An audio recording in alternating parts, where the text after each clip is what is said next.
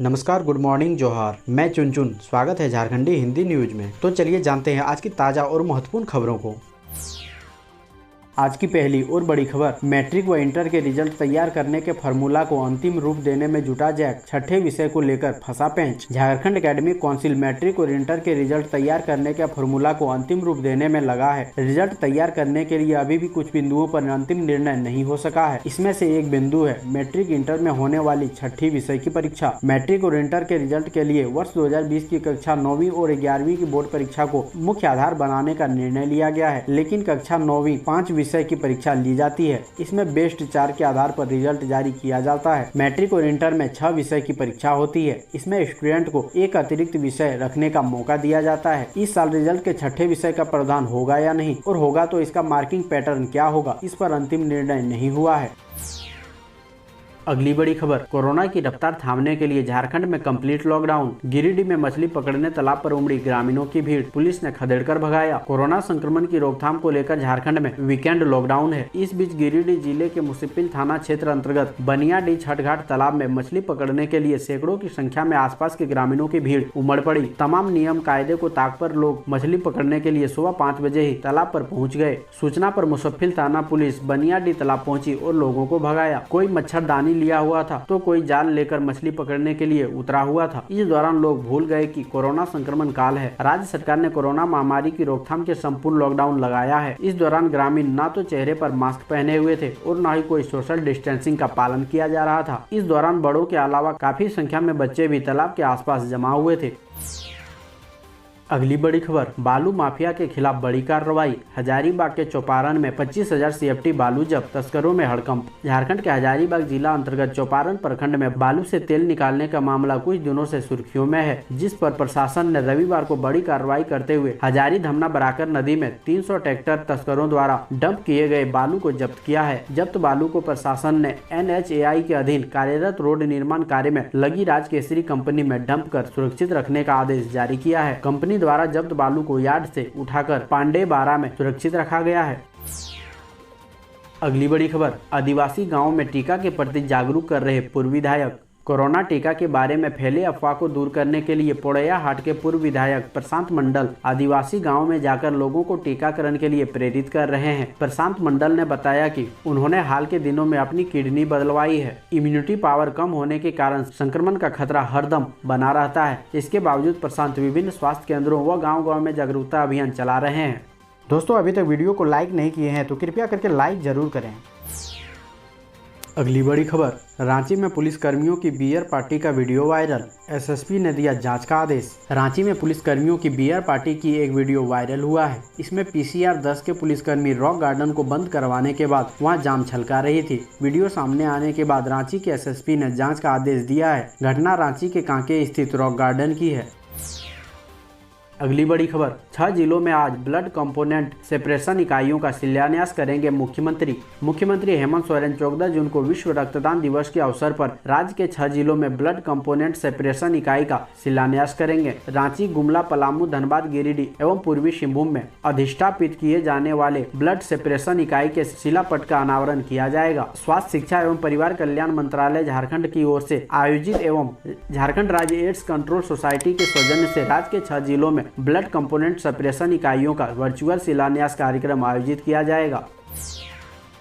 अगली बड़ी खबर, कितनी खतरनाक थी कोरोना की दूसरी लहर, इस तरह पता लगाएगी सोरेन सरकार। झारखंड में दूसरी लहर में कोरोना कितना गंभीर रहा है, इसका पता लगाया जाएगा। इसके लिए ICMR की ओर से राज्य के 17 जिलों में सीरो सर्वे किया जाएगा। स्वास्थ्य विभाग के वरीय IAS प्रभारी सिद्धार्थ त्रिपाठी ने बताया कि जून के अंत तक सीरो सर्वे किया जाएगा, लेकिन फिलहाल यह फाइनल नहीं हुआ है कि ये 17 जिले कौन से हैं जहाँ सर्वे किया जाएगा। कोरोना की दूसरी लहर से पहले ICMR ने राज्य सरकार के साथ मिलकर फरवरी में राज्य के 10 जिलों में सीरो सर्वे कराया था। सीरो सर्वे में रांची में 2% लोगों में एंटीबॉडी पाई गई थी। पूर्वी सिंहभूम में 57, पलामू में 31, खूंटी में 21, पश्चिमी सिंहभूम में 24% लोगों में एंटीबॉडी पाई गई थी। रांची की बात करें तो वार्ड नंबर 4 में एंटीबॉडी मिलने का प्रतिशत काफी कम था, जबकि वार्ड 52 में सबसे ज्यादा।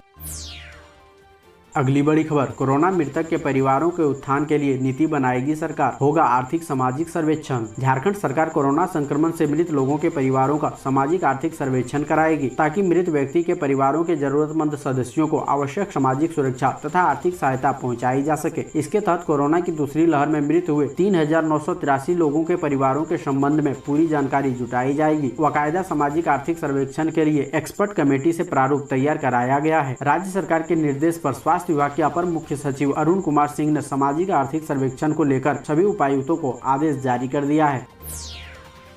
अगली बड़ी खबर, झारखंड के पलामू में पहले पति ने पत्नी की टांगी से काटकर की हत्या, फिर कुएं में कूदकर की खुदकुशी। झारखंड के पलामू जिला अंतर्गत छतरपुर थाना क्षेत्र के नोडिहा पंचायत के खजूरी गांव में दंपति के बीच विवाद हो गया। इसमें बलराम भुइया ने अपनी पत्नी की टांगी से काटकर हत्या कर दी, बाद में कुएं में कूदकर जान दे दी। इस संबंध में मिली जानकारी के अनुसार 50 वर्षीय बलराम भुइया की 45 वर्षीय पत्नी सुकिया देवी के साथ घर में कहासुनी हो गई। इससे नाराज बलराम गुस्से में आकर टांगी से वार कर जख्मी कर दिया। ग्रामीणों के सहयोग से उसे छतरपुर अनुमंडल अस्पताल पहुंचाया गया। प्राथमिक उपचार के बाद उसे मेदिनीनगर MRMCH भेजा गया। रास्ते में उसकी मौत हो गई। इधर बलराम ने अपनी पत्नी की मौत की खबर सुन गांव से दूर गोपालपुर में भागकर एक गहरे कुएं में कूदकर जान दे दी। ग्रामीणों ने उसका शव कुएं से निकाला। छतरपुर पुलिस ने दोनों का शव अंत्येष्टि परीक्षण के लिए मेदिनीनगर भेज दिया है।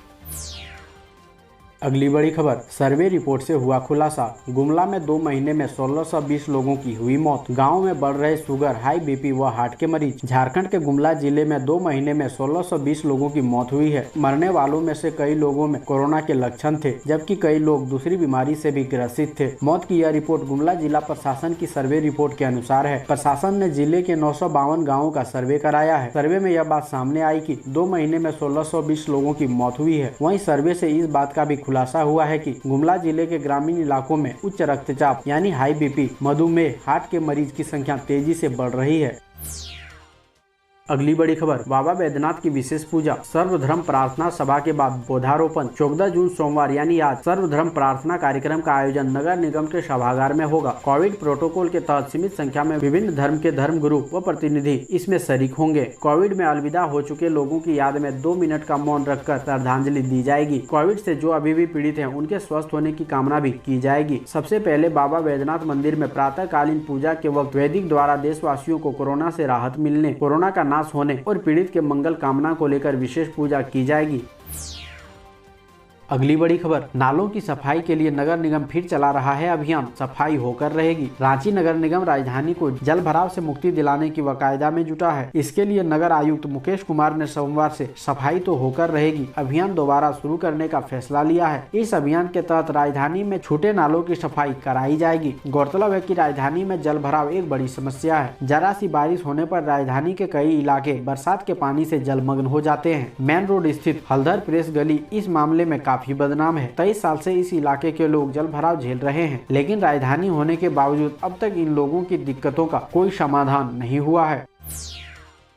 अगली बड़ी खबर, लॉकडाउन में लड़खड़ाते बार रेस्टोरेंट को संभालने में जुटी सरकार, शर्तों पर खरे उतरे तो लाइसेंस शुल्क माफ। कोरोना संक्रमण और इससे बचाव के लिए लॉकडाउन के कारण बार रेस्टोरेंट का धंधा लड़खड़ा गया है। ज्यादातर बार संचालकों की हालत लाइसेंस शुल्क चुकता करने की नहीं है। इनका एसोसिएशन झारखंड सरकार से लाइसेंस शुल्क माफ करने की मांग करता रहा है। अब सरकार ने राहत दी है। इसका फायदा धनबाद के बार संचालकों को भी मिलेगा। हालांकि सरकार ने लाइसेंस शुल्क माफ करने के लिए कुछ शर्तें भी लगा रखी है। लॉकडाउन उल्लंघन का जिस भी बार रेस्टोरेंट पर मुकदमा कायम हुआ है, उसका लाइसेंस शुल्क माफ नहीं होगा। धनबाद सहित राज्य में बार संचालन करने वालों को राज्य सरकार ने काफी राहत दी है। इसके तहत पिछले वित्त वर्ष के 2 तिमाही का लाइसेंस शुल्क चालू वित्तीय साल में समायोजित करने का ऐलान किया है।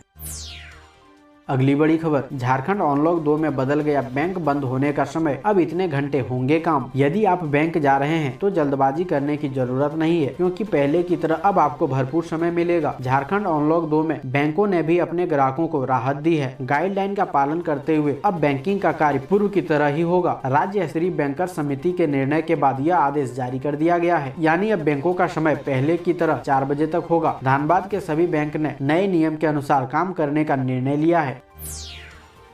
अगली बड़ी खबर, वैक्सीन लेने के बाद शरीर में चिपकने लगे चम्मच और सिक्के। डॉक्टर ने बताया ये कारण। कोविड वैक्सीन लेने के बाद शरीर दर्द होना और बुखार आना तो आम बात है, लेकिन हजारीबाग के कटकम सांडी प्रखंड के अलगढ़िया गांव से अजीबोगरीब मामला सामने आया है। अलगढ़िया के निवासी ताहिर हुसैन ने यह दावा किया है कि वैक्सीन की पहली डोज लेने के बाद उनका शरीर मैग्नेटिक हो गया है। उनके शरीर में चम्मच और सिक्के चिपक जा रहे हैं। ताहिर ने बताया कि उन्होंने बीते शनिवार को वैक्सीन की पहली डोज ली थी। उसके बाद से उनके शरीर में चम्मच और सिक्के चिपकने लगे हैं। बतौर ताहिर उन्होंने सोशल मीडिया पर वायरल वीडियो देखा जिसमें एक शख्स का शरीर वैक्सीन लेने के बाद मैग्नेटिक हो गया। उनके शरीर में सिक्के और चम्मच चिपक रहे थे। इसी वीडियो को देखने के बाद उन्हें ख्याल आया कि क्यों ना वो अभी अपने शरीर में ऐसा कुछ ट्राई करें। उसके बाद जैसे ही उन्होंने अपने शरीर पर चम्मच चिपकाया तो वह बिल्कुल किसी मैग्नेट की तरह उनके शरीर में चिपक गया। ताहिर ने बताया कि उन्होंने इस बारे में सबसे पहले अपने गाँव के मुखिया को बताया। जैसे ही यह खबर शहर में फैली तो लोग मैग्नेटिक मैन को देखने पहुँचने लगे। भीड़ ज्यादा होता देख मौके पर पुलिस ने आकर स्थिति को काबू किया और सभी लोगों को घर जाने को कहा। इसके बाद इसकी सूचना स्वास्थ्य विभाग को दी गई। जानकारी मिलते ही मौके पर पहुंची मेडिकल टीम ने शुरुआती जांच में पाया कि ताहिर का हार्ट अटैक, बीपी सब कुछ सामान्य है। मेडिकल टीम के डॉक्टर सुदीप वेद आर्यन ने जांच के बाद बताया कि यह कोई मैग्नेटिक का मामला नहीं है। ऐसा पसीने के चलते या बॉडी हीट होने से भी ऐसा हो सकता है, लेकिन अगर ज्यादा दिन ऐसा होता है तो यह आगे जाँच का विषय होगा।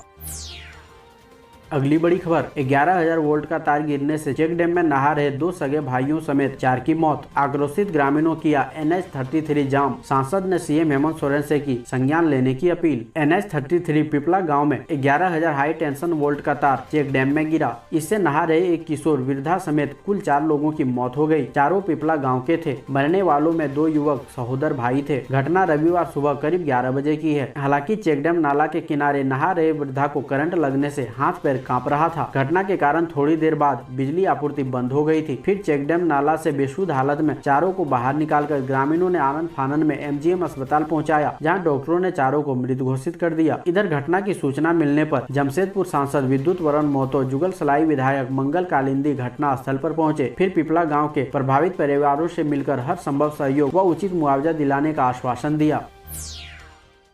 अगली बड़ी खबर, जामताड़ा के डिजिटल डकैतों ने बदला अपना काम करने का तरीका। लोकेशन छुपाने के लिए बार बार बदल रहे हथियार। कोरोना काल और लॉकडाउन में भी झारखंड के जामताड़ा जिले के डिजिटल डकैती यानी साइबर अपराधी पूरी तरह से एक्टिव है। इन्हें पकड़ने के लिए देश भर की पुलिस जामताड़ा जिले का चक्कर लगाती रहती है। इससे बचने के लिए आए दिन कोई न कोई तोड़ निकाल लेते हैं। देश के किसी भी हिस्से में स्थित किसी बैंक ग्राहक के खाते से रुपए उड़ाने का इनका हथियार मोबाइल फोन और सिम होता है। मोबाइल सिम के सहारे ही पुलिस साइबर अपराधियों तक पहुंचती है। अब इससे बचने के लिए साइबर अपराधी बार बार अपना सिम कार्ड बदल रहे हैं। इसका खुलासा जामताड़ा पुलिस की जांच में हुआ है। ऐसे ही महत्वपूर्ण खबरों को जानने के लिए हमारे चैनल को सब्सक्राइब जरूर करें। अब हमें दीजिए इजाजत, मिलते हैं अन्य महत्वपूर्ण खबरों के साथ। धन्यवाद।